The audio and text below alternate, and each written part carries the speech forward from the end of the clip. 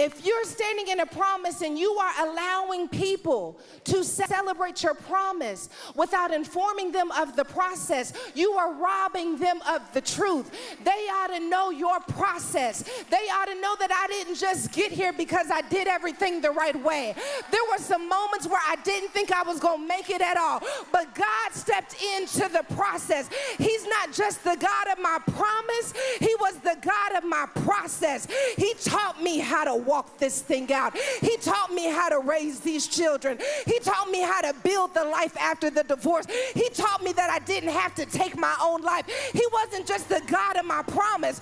Don't look at my promise. Don't be distracted by the promise. Let me tell you about the process. Let me tell you when I almost lost my mind. Let me tell you when it didn't make any sense. But God made a way out of no way. He is the God of the process. You're praising Him for being the God of the promise, but I praise Him for being the God of the process.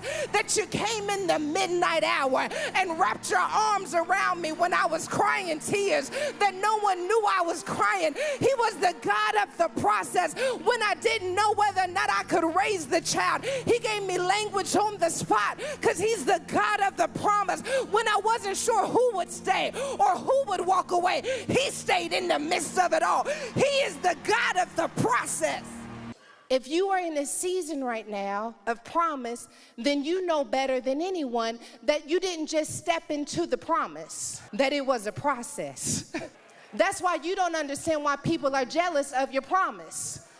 The people standing in a promise will let you know that the promise don't even feel like a promise by the time you get finished going through the process. So every now and then someone got to tell you, girl, you know this is what you prayed for. I didn't even know that this is what I prayed for because it cost so much for me to step into it that I didn't realize I was in the promise.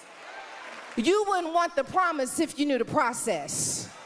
If you understood what I lost along the way, if you understood who I had to become along the way, if you understood who walked away from me, who I had to walk away from, if you could see the tears that I cried, you want the promise, but baby, you can't get the promise without the process. He was with me in the courtroom. He was with me in the doctor's office. His name ought to be on the degree because Lord knows I didn't have what it took, but He was the God of the process. God says, I'll meet you right in the process. I'll build the marriage for you. I'll raise the children with you. I'll teach you what the business school could have never taught you. I am the God of the process, and I do not offer you a promise without a process that I'm willing to see you through.